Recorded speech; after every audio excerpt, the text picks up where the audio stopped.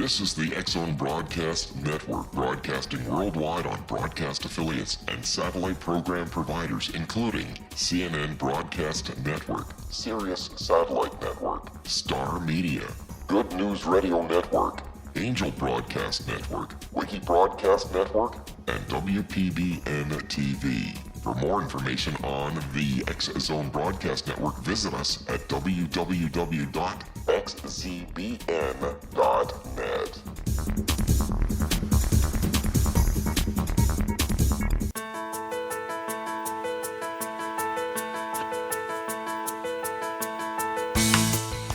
Welcome to Connecting with Coincidence.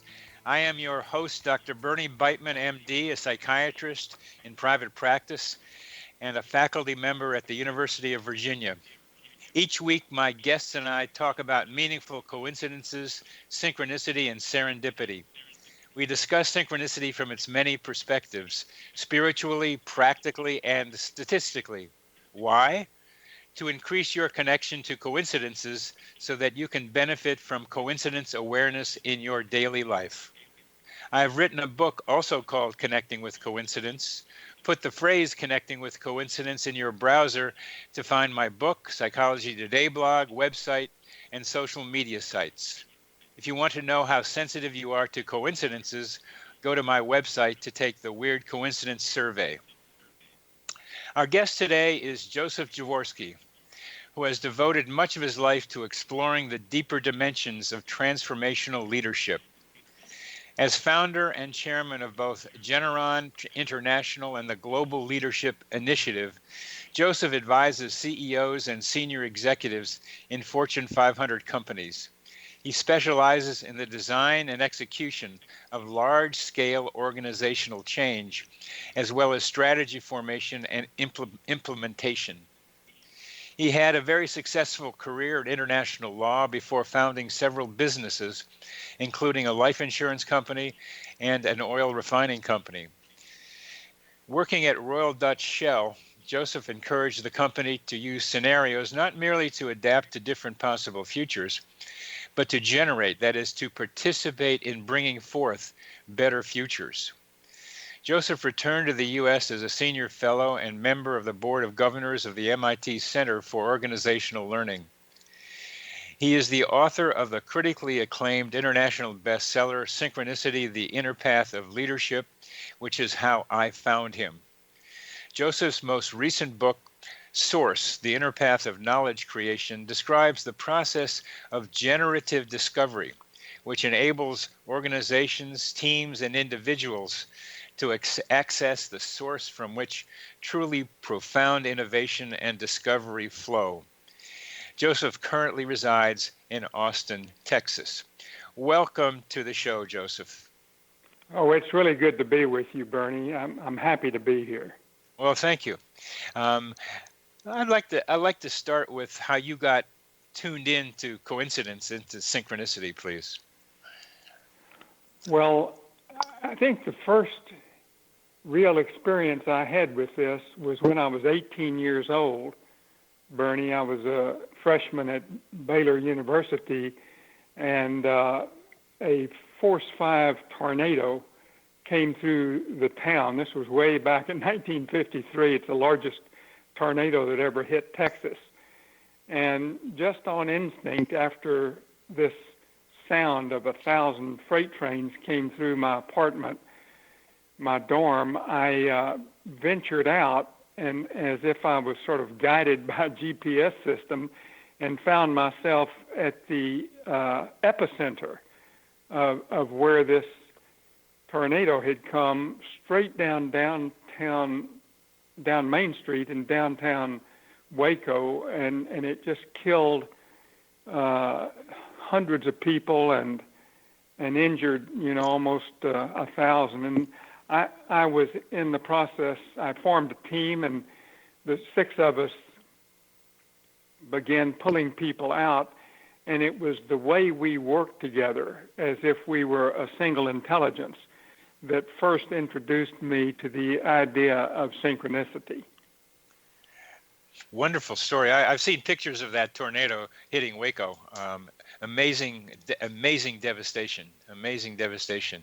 Now you It was like a neutron bomb had gone off. Buildings had collapsed. It was stunning. And somehow, and you used the term GPS. Somehow you found your way to safety by getting into the epicenter. And that human GPS idea is something that is very much a part of what I am writing about, that we have the capacity to get places that we need to be without knowing how we get there. It's very true. I mean, I look back at it. It was so many years ago, but I look back at it, and it's a very clear picture. In the first place, why would I go out in the middle of a torrential rain when I looked out the window and there were live wires crackling all over the ground? I mean, why would anybody do that? And there wasn't an ounce of hesitation. I just made a beeline for this area, as I say, like I was guided. And so I look back on it, and I think this was part of my destiny. Because of what happened in the rest of my life. And the sense of being guided, I'm assuming we're going to hear more about that in your life. And to me, this is an important human capacity, that to be able to allow ourselves to be guided under the right circumstances, that we can trust enough or somehow let it happen. And we'll get more to that. But the second part of what you said was that the group you formed or were part of worked as if it were one mind. So I'm hearing how from that you got to see organizations as potentially one mind. That's exactly correct. We worked for 18 hours straight, this little 6-person team, because things were so delicate you couldn't bring in heavy equipment for the first phase of this rescue operation, and as we were working together, I was struck by the quality of that experience. In the first place, our premonitions were constantly true. We knew exactly where to go, and secondly, we were coordinated as if by invisible hands, and we were operating, as you just said, as one intelligence. And so when it was over with, and I was able to rest and begin to reflect on what happened, I decided that was such an extraordinary experience that someday I would try to find out how to do this without a crisis among people in organizations. And that was the beginning of all of the work that I did. I can see that as the seed for what you did, what you've done later, and then the rest of our conversation will elaborate on that. But first, I've got to ask you about the influence that your father, Leon Jaworski, had on you. Well, it was huge. It was everything. I'll tell you, he didn't talk about it. He wasn't explicit with me, but I followed him around. He and I were very close from the time I was born. And in those early years, I followed him around and emulated him. And I noticed that he carried a little notebook around with him in his shirt pocket.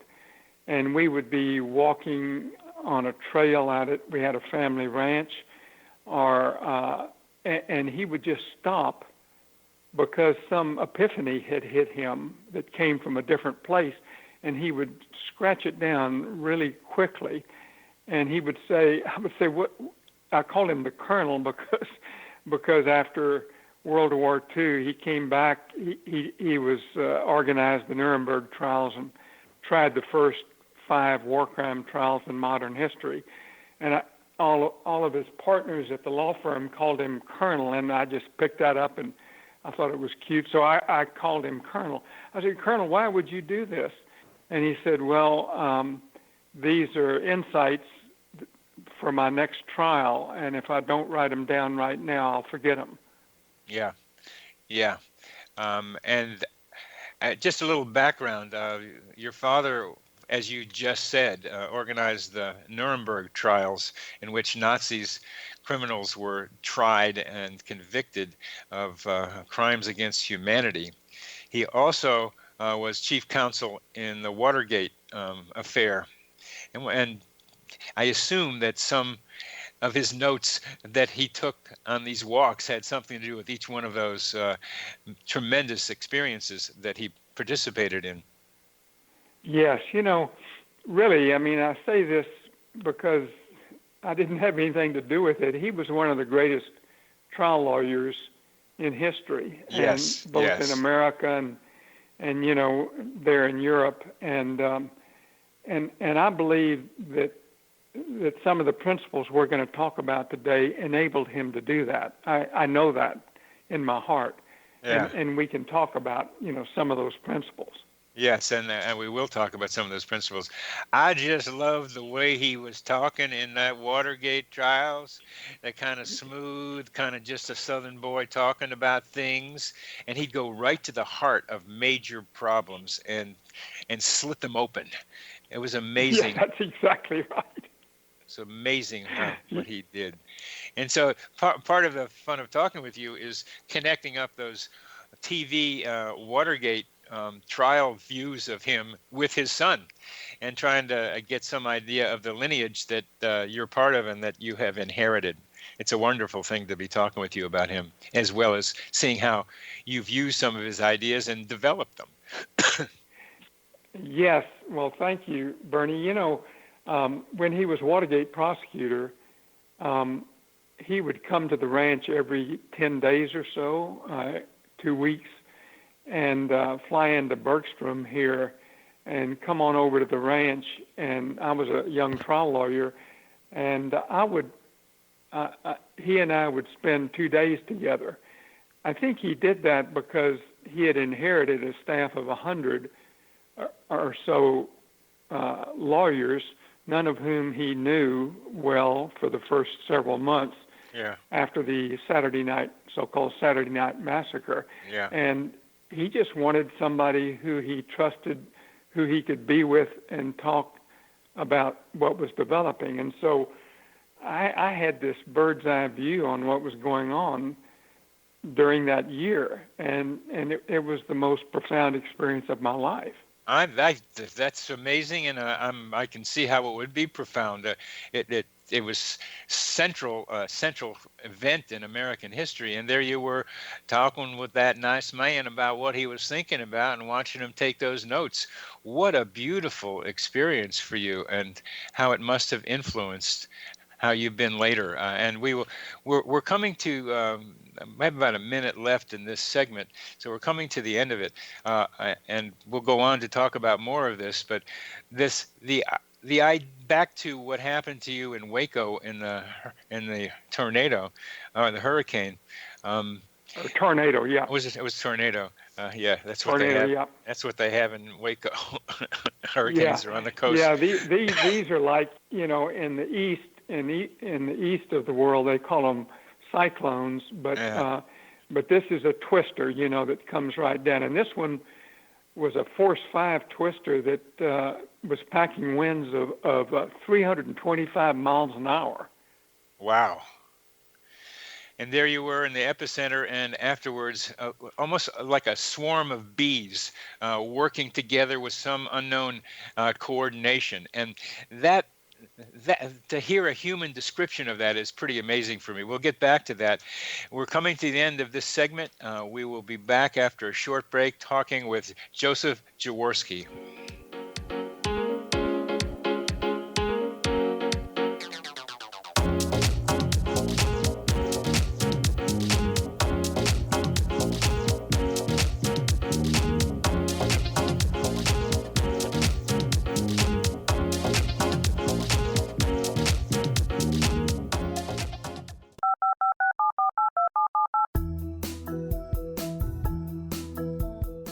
Did you know that when you're on the road with limited data or Wi-Fi, you can still listen to the X Zone Radio Show with Rob McConnell? The Science of Magic with Gwilda Wiyaka, X-1, Dimension X, Space Patrol, and every minute of the X-Zone Broadcast Network by calling 213-401-0080, courtesy of Audio Now. No smartphone, app, or internet needed. It saves your data plan and it's free if you have unlimited minutes. Call 213-401-0080 to listen on any phone, anytime, anywhere. Remember 213-401-0080 for the best of the paranormal, parapsychology, and sci-fi radio programming anywhere, 24/7, 365. This is the X-Zone Broadcast Network, broadcasting worldwide on broadcast affiliates and satellite program providers, including CNN Broadcast Network, Sirius Satellite Network, Star Media, Good News Radio Network, Angel Broadcast Network, Wiki Broadcast Network, and WPBN TV. For more information on the X-Zone Broadcast Network, visit us at www.xzbn.net.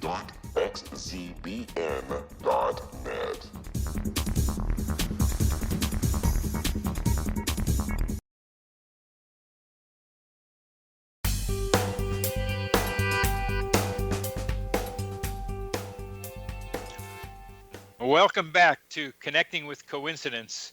I am your host, Dr. Bernie Beitman, MD. Our guest today is Joseph Jaworski, and we are talking about organizations of very many different kinds. And probably I'm interested more in the individual because I'm a psychiatrist and do psychotherapy. Joseph is interested in the span from individuals to groups to organizations. And we just talked about that organization that somehow spontaneously developed after a tornado in Waco, Texas, when he was 18 years old. Tell us more about that swarm intelligence that you've learned about there and later. Well, the phenomenon happened automatically, and I began noticing it, a few hours into the experience, and it had several hallmarks. I mentioned one is that we seemed to work like a flock of birds that you see flying, geese, let's say, that turn on a dime. And there may be, 50 geese, and they seem entrained, like they're connected to one another, and and they turn and they entrain like that. So that's what we were experiencing, and without even speaking to one another. For example, my instinct would say, "Let's start here. Let's work here," and two other guys out of the team would come over, and we would do things together as if we were entrained, and we never spoke to one another. We just did this. Now you see this in sports teams a lot, but nobody ever really talks very much about it. But it normally happens in the last 2 minutes of the game, when everything is on the line, and it's usually a championship team, people that really, really operate well together. And after Waco, as I got older, I began interviewing sports figures about this experience, and I began becoming quite aware in Super Bowl games and in championship basketball games how this was happening. I spoke one time to Fran Tarkington, who is the Hall of Fame quarterback of the Minnesota Vikings, who won a Super Bowl in the early days when I was young. And I asked him about this, and he said, "Oh yeah," he said, when we get into the huddle and it's those last 2 minutes, he said, I'll call the play, and by the time I'm under center, ready to receive the ball, I can actually see the ball in the hands of the wide receiver before it ever gets there. and he can see the same thing. We're totally connected that way. That's wonderful description. I played a little football myself, so I've had the experience of imagining running for the opening kickoff for a touchdown, and did it a couple of times. And in baseball, imagining hitting the first pitch of the game for a home run. I was a leadoff, and that's as close as I can get to this. It's personal, but to have the two, Tarkenton and the wide receiver, tuned in to the same concept, that they would do it together, that is beautiful. That is beautiful. Yes. Another great description of it. I mean, the thing is, this happens all the time. This is a really, it's not an unusual phenomenon. The problem is, most of these athletes can't talk articulately about it, or they don't write articulately about it. But one of the greatest athletes of all time was Bill Russell, who was the center of the Boston Celtics when they won. In 13 years, they won 11 championships. Yeah. I mean, this is, crazy. Yeah. And he wrote a book called Second Wind. And in that book, he wrote about these moments, and he was just highly articulate about it. He said that he said in these moments when they began happening, he said, I knew beforehand every cut, fake, and pass that was getting ready to happen. And it would surround me and all the members of my team, and would also surround all the members of the other team. I knew what was going to happen before it happened, and my premonitions were consistently correct. That's exactly what he said. Wow. Wow. Have you talked with jazz musicians who have something similar happening with them? Oh, absolutely. So one of the greatest jazz musicians, was Brubeck, right? And one of the members of his ensemble is a good friend of mine. And so I didn't talk with Dave Brubeck myself, but I spoke with Robert Fritz, who was a member of his ensemble, and he told me all the same things, that this kind of experience would occur when they were doing improvisation, and it was the same kind of experience that athletes have. Yeah. I so appreciate making the connection between basketball and jazz, because I felt the connection, and now you are making it much more clear to me. So this entrainment experience you had as an 18-year-old, why don't you take us to the next step of synchronicity, entrainment, organizations in your life? Well, I mean, I can tell you sort of an interesting. So I would pick out a few things that made just utterly transform my life. Some of these are interesting, but like the Waco experience, utterly transformed my entire life. And I've been unpacking that and working with the principles all the rest of my life. But one interesting experience I had that was similar to this was I was working in Houston, and I went to a lecture. It was sort of a book club that a number of business leaders had gathered together, and we did it once a month. And the guy that was speaking, his name was Norm Duncan. He's a guy I knew slightly. He wasn't one of my best friends, but I knew him. I knew what he did. And he was up there talking about the fact that he had been invited.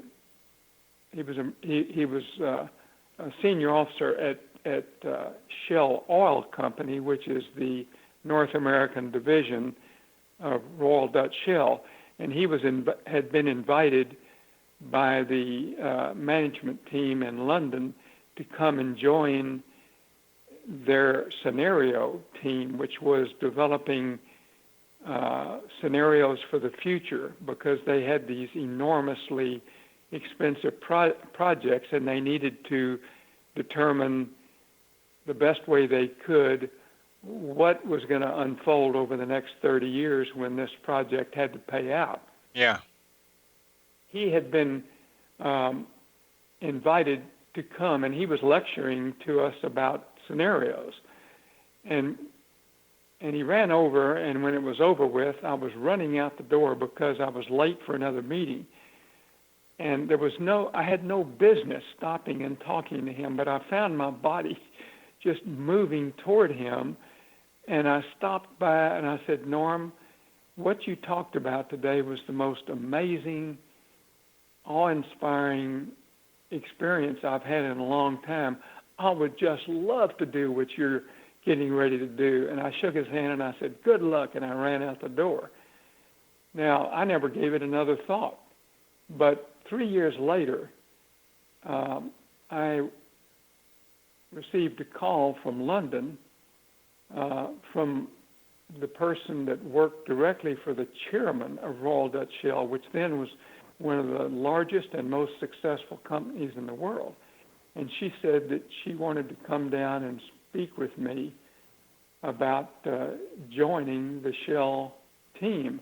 Well, I had no clue where this idea came from, but she came down, and it turns out that Norm Duncan, this guy who I spoke with for 30 seconds, was working in London when the chairman of the company happened to sit down next to him, and he mentioned to Norm that he wanted to find an outside person to lead the scenario team who had a very different take on the world.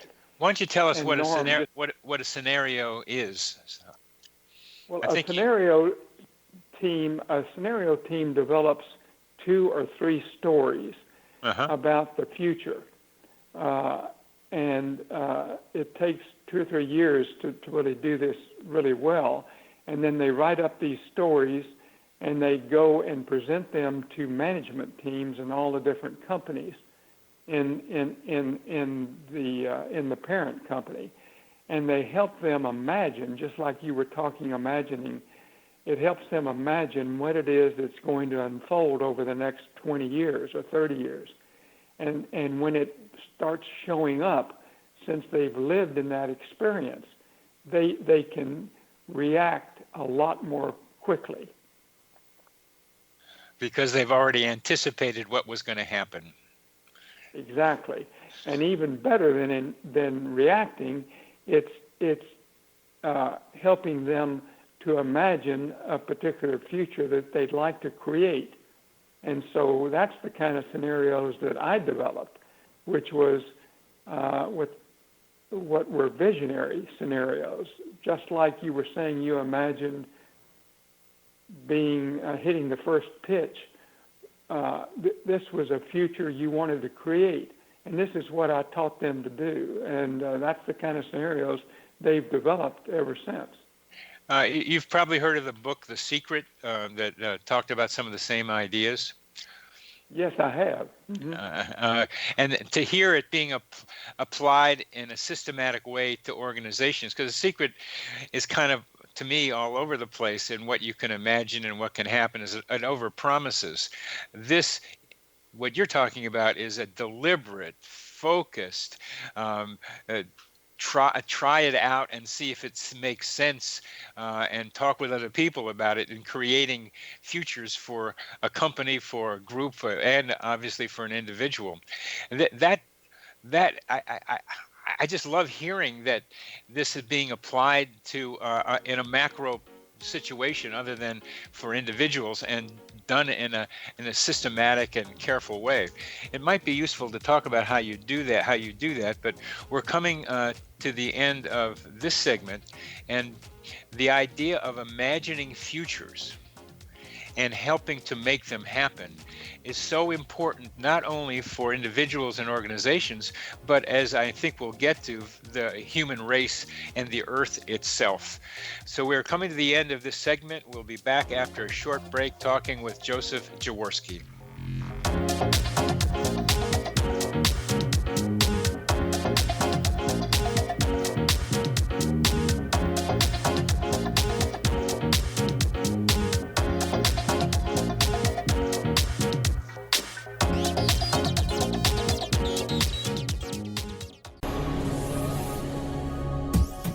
This is the X-Zone Broadcast Network, broadcasting worldwide on broadcast affiliates and satellite program providers, including CNN Broadcast Network, Sirius Satellite Network, Star Media, Good News Radio Network, Angel Broadcast Network, Wiki Broadcast Network, and WPBN TV. For more information on the X-Zone Broadcast Network, visit us at www.xzbn.net.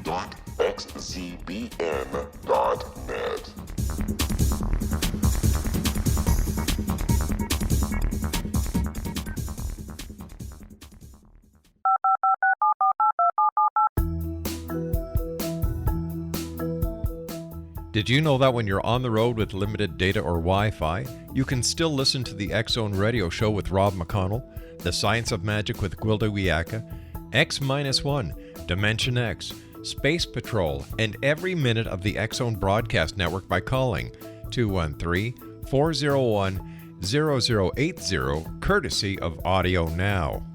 No smartphone, app, or internet needed. It saves your data plan and it's free if you have unlimited minutes. Call 213-401-0080 to listen on any phone, anytime, anywhere. Remember 213-401-0080 for the best of the paranormal, parapsychology, and sci-fi radio programming anywhere, 24/7, 365.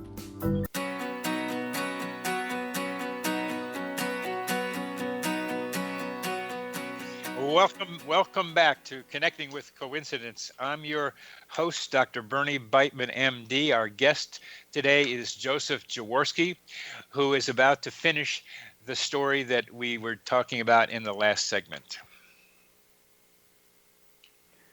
Yes, Bernie, what I was saying was that the chairman of Royal Dutch Shell happened to sit next to Norm Duncan, the person that I had spoken to, for 30 seconds as I was running out the door. Spontaneously, and the GPS drawn to him. You don't know why, but you did. Okay. And there. Yeah, that's exactly right. I mean, I look back on it after many years, and I was wondering, what was my body doing going over there when I was 10 minutes late for an important meeting? But it turns out that the chairman asked Norm, he was making a comment more than anything else. He was saying, I'm looking for the head of the scenario team who has a really different perspective on the world, and I want somebody from the outside. And Norm looked at him and said, you need to contact Joseph Jaworski. And, of course, the chairman said, I don't even know who he is. He said, well, look him up. So ultimately, the chairman decided to contact me. I took the job, and that utterly changed my entire life. And the reason my life was changed because of the 30-second conversation I had with Norm Duncan, which I never intended to have. Yep. Love this. Love it. Let's go to the amazing series of coincidences that are related to uncovering the U theory. Oh, okay. Well, so our firm had been asked by a group of 3 major oil companies to help them discover the source of the entrepreneurial impulse. These 3 big companies had come together, and they realized that their competition were these smaller companies that were agile and nimble and entrepreneurial. And they consider themselves, quote, as elephants, whereas these other ones were like gazelles. And they asked us to discover the source of the entrepreneurial impulse. And so I went off with one of my colleagues from MIT on this research project to try to figure that out. And the first step was to create a prioritized list of the people in my network who I could go and interview, who were thought leaders,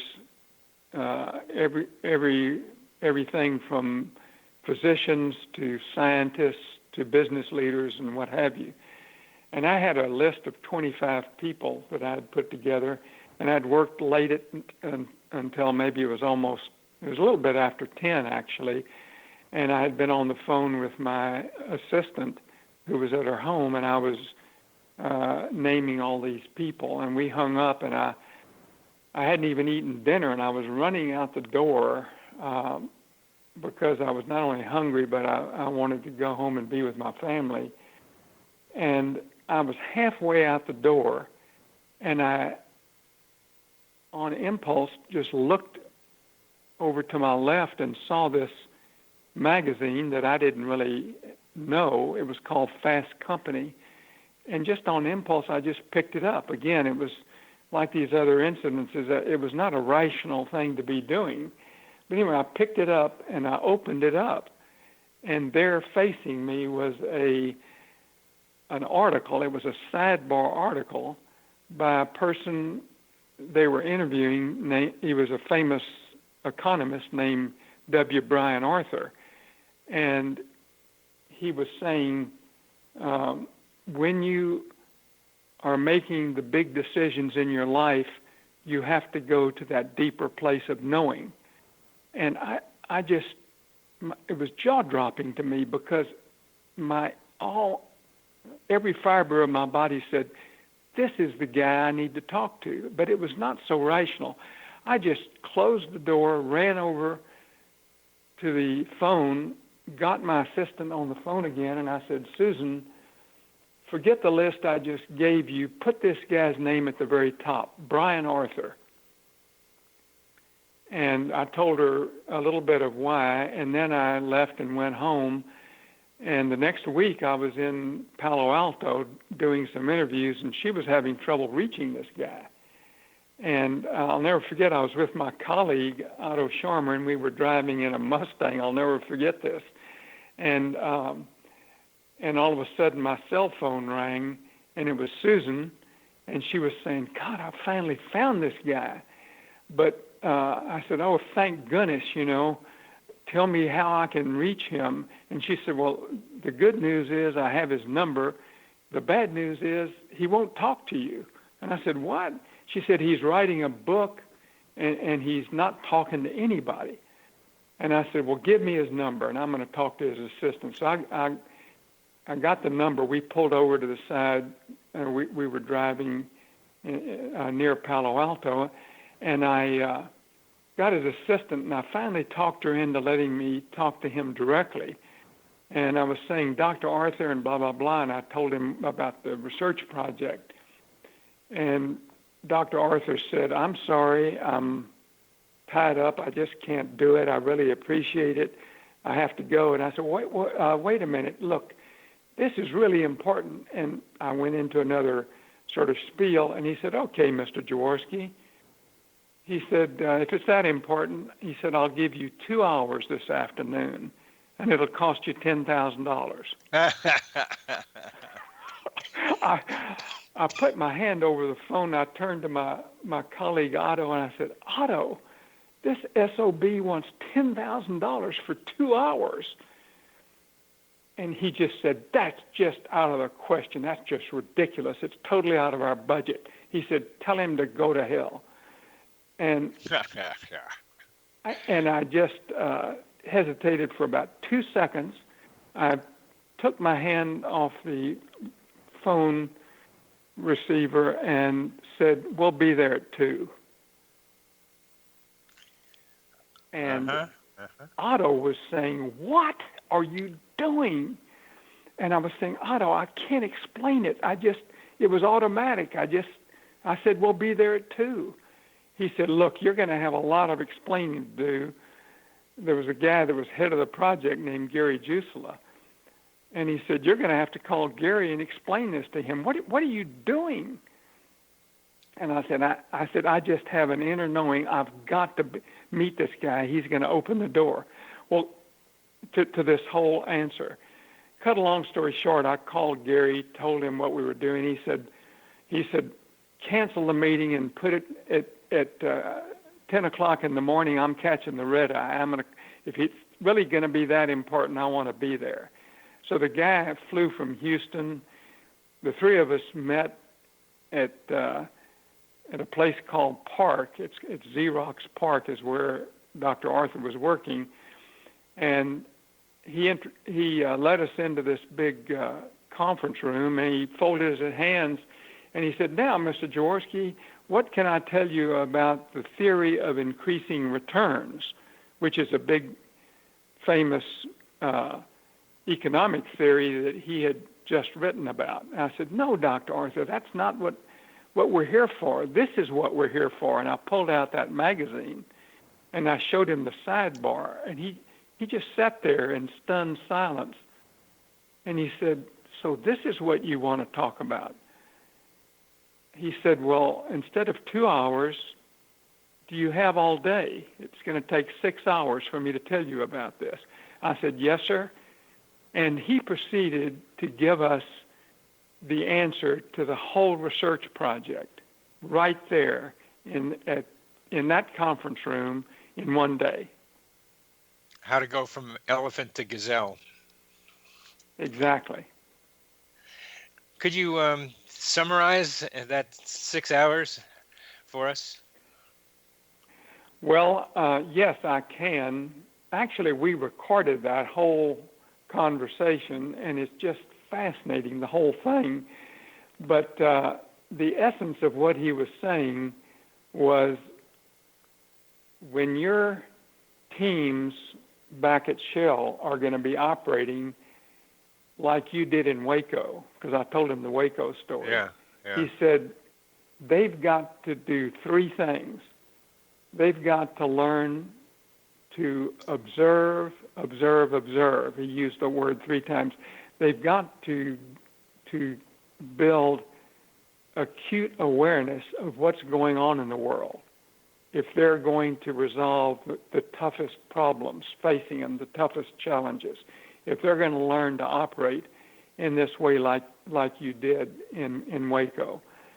Because what your team was doing was resolving one of the most difficult and challenging issues you could face, is how to save 20 people buried in this rubble. So he said the first coordinate is to observe. The second coordinate is to sense, that is to use your 6th sense and go to that deeper place of knowing that we all have. And the third thing is to act in an instant. Act in an instant. And we modeled this after just on a big U. So on the left-hand side, we put observe. At the bottom of the U, we put sense, go to that deeper place of knowing. And on the right-hand side, act in an instant. And Bernie, that became a well-known process that has now gone viral worldwide. It's known as the U process.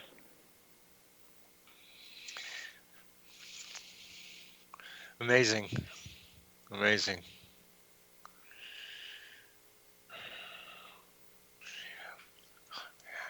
I'm just thinking about what you just told us about, and kind of stunned by the series of events. And again, we have about a minute and a half left in this segment.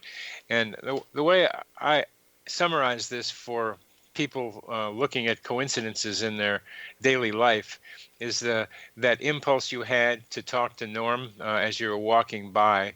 The fact that Norm was able to remember you after a 30-second discussion and planted in his head your enthusiasm about scenarios, doing what Norm was doing. And then at the right time for you and the company being asked to go there, to work for the company, and then Fate magazine, I'll call it, instead of what was the name of the magazine? Fast Company. It was called Fast Company. Fast Company. Yeah, I like the FA for Fate because that's where I started making the association. Fast with drop the S, add an E. Fate. I play with things like that, and then you went and the guy gave you the answer. So that was the best $10,000 your company could have spent, because it gave you not only what you needed to do with the you idea, but also became something that other people have been able to use around the world. It's amazing and wonderful story. So we're coming to the end of this segment. We will be back after a short break talking with Joseph Jaworski.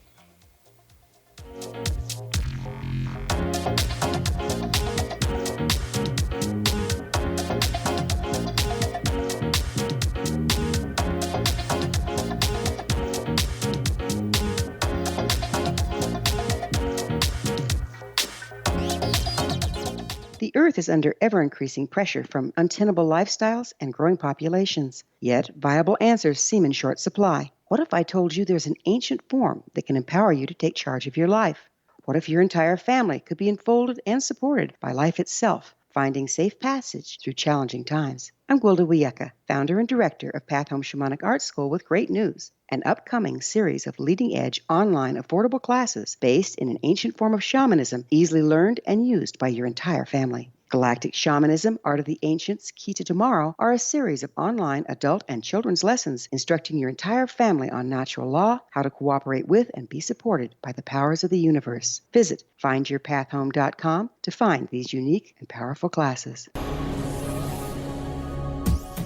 This is the X-Zone Broadcast Network, broadcasting worldwide on broadcast affiliates and satellite program providers, including CNN Broadcast Network, Sirius Satellite Network, Star Media, Good News Radio Network, Angel Broadcast Network, Wiki Broadcast Network, and WPBN TV. For more information on the X-Zone Broadcast Network, visit us at www.xzbn.net.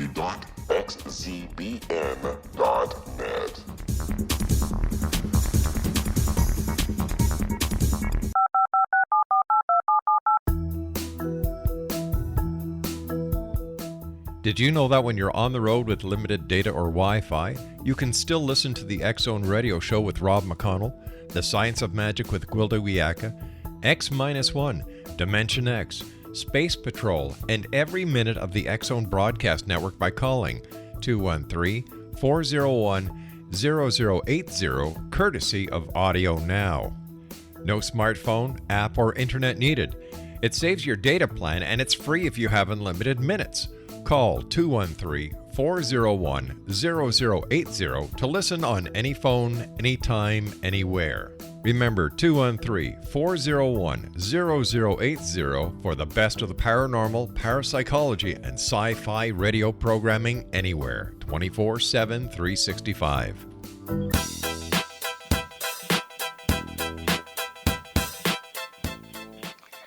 Welcome back to CC with BB, Connecting with Coincidence with Dr. Bernie Beitman, MD. I'm your host, and we are talking with Joseph Jaworski about some amazing coincidences, amazing in the sense of how much an intuitive GPS response on his part, this just going to a deeper sense of knowing and the ability to act in an instant, has led him all over the place to some wonderful places that have significance for the future of our planet and humanity. Joseph, one of the key ideas after observing and before acting is this deeper sense of knowing. And coincidence awareness allows people to tune in to a deeper sense of knowing if they know to do that. Would you tell us about what you see as synchronicity and deeper sense of awareness, deeper sense of knowing, and how other people can get to that deeper sense of knowing in part through coincidence awareness?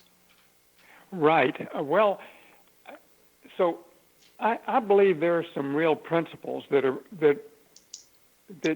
people can follow that will enable these kind of experiences. Yeah.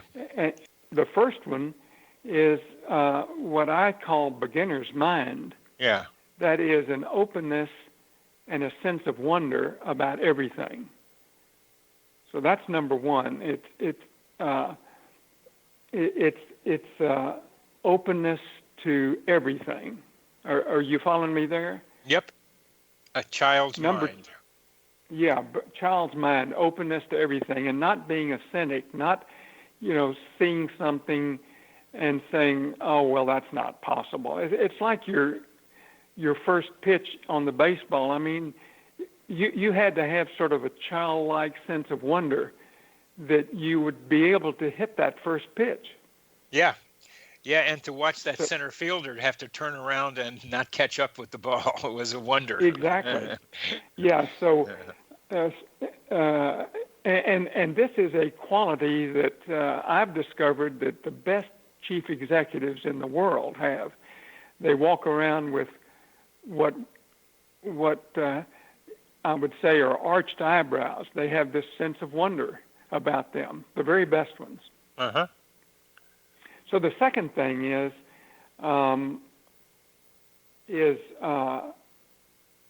being able to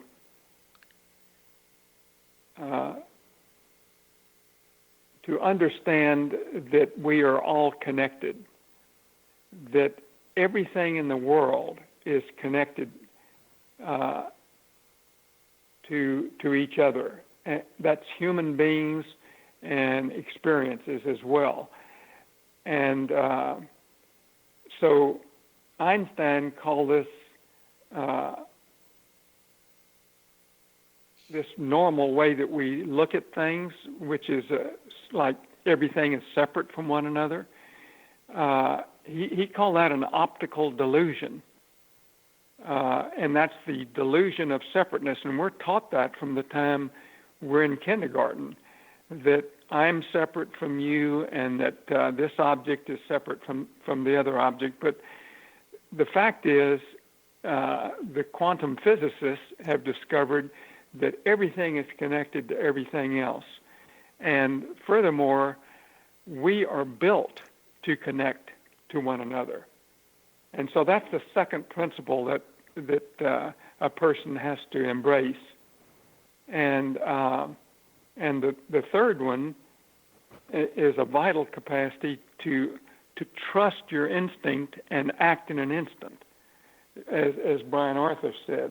This is a vital capacity to be able to understand that there are cubic centimeters of chance that show up in your life, just like the Norm Duncan story, or just like the Brian Arthur story. And these are tiny cubic centimeters of chance that show up, and if you don't step into that cubic centimeter, it's gone forever. And so what you have to do is develop this capacity to be deliberately waiting for these opportunities. You have to build this internal capacity to be alert and wait for them, and then you have to have the speed and the prowess to pick it up.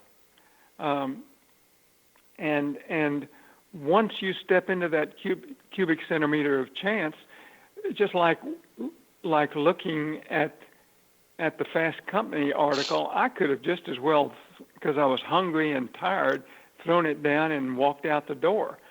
But I had the capacity to run back in there and say, by God, I'm going to find this guy. And so you have to discover the capacity to do that, and you have to have the courage to act on that. I understand, one, openness and trusting your instincts and being able to act quickly. It's the everything is connected thing that I am most interested in, because A lot of people say everything is connected, and the quantum physicists can do that at a quantum level. But what I'm interested in is developing a kind of a map for the ways in which we are connected with each other, because I'm connected to some people much more strongly than I am connected to other people, even though I'm connected with everyone, and I recognize that intellectually and sometimes emotionally. But my connection with certain people is revealed sometimes in coincidences, or the potential for connectedness is revealed in certain coincidences. But then I am connected with people who are not who are not here with me. When my father was choking on his own blood and dying 3,000 miles away in Delaware, I was in San Francisco, and I was choking at the same time, uncontrollably. And stories like this are not uncommon, that suggest that we are connected, especially to people that we love, in ways that we don't quite understand. So I'm trying to see how you think about this phrase, "we're all connected." Okay, good. Well, that's a really great example. I mean, I'll just give you one more example that is not so dramatic, but this person, Susan, who I mentioned, who was my assistant and is now the chief executive of our company after 23 years, we had done a big workshop in Boston, and I wanted to go home. I was living in Vermont at the time, and so I got in my car really late at night. It was like almost midnight, or 11:30, and I was driving about 1:30 in the morning on the interstate on the way to Vermont, and my car engine blew up, and it was 1:30 in the morning. It was pitch black, and I was drifting to the side of the highway. I didn't even know whether I had cell coverage, and I didn't know how I was going to get out of this pickle. And all of a sudden, my cell phone rang, and it was Susan, and she said, "Joseph, what happened?" And I said, "My engine blew up." She said, "That's what I thought." She said, "I'll take care of it." So this shows this kind of connection you were having with your father, right? Yes. Yes, I've just had something like that with a friend of mine, where I knew something was wrong with her, and I didn't confirm it, unfortunately, even though I wanted to, for various reasons. I think these stories are like this. So when we're talking about connecting with other people, when I talk about the phrase connecting with coincidence, it's really about connecting with each other. It's connecting with the world around us. And this thing with Susan being able to pick up something from you that you were going through is the kind of thing I'm talking about. So it's not enough anymore to say everything is connected. I think we have to say how we are connected. What are the bonds are stronger or weaker? In social network diagrams, we can see how people are connected. It's a beginning way of constructing maps for how that connection works. And I'm trying to see how you think we are all connected, how you visualize or imagine or sense the connection we have, not only with each other, but also with the world around us. Yes, so this is really important. I'm glad you're asking about this. It's one thing, and we've heard these stories forever, like you and your father, when you have a member of your family or somebody like Susan, who's been close to me for years. But this principle operates in other ways. I'm going to give you an illustration. Now I'm going to tell you what my understanding of how this operates is. For example, if you are forming a new venture and you are very committed to it, people begin showing up who are brand new people, but they're just the right kind of people you need. Now, this is called the power of attraction, and the principle in physics is called a strange attractor. So when I'm forming a new venture and I'm holding high intention and high commitment to that, then people start showing up, doors open that you could hardly imagine. And so you and I are on the same page there. You understand what I'm talking about, right? Yes.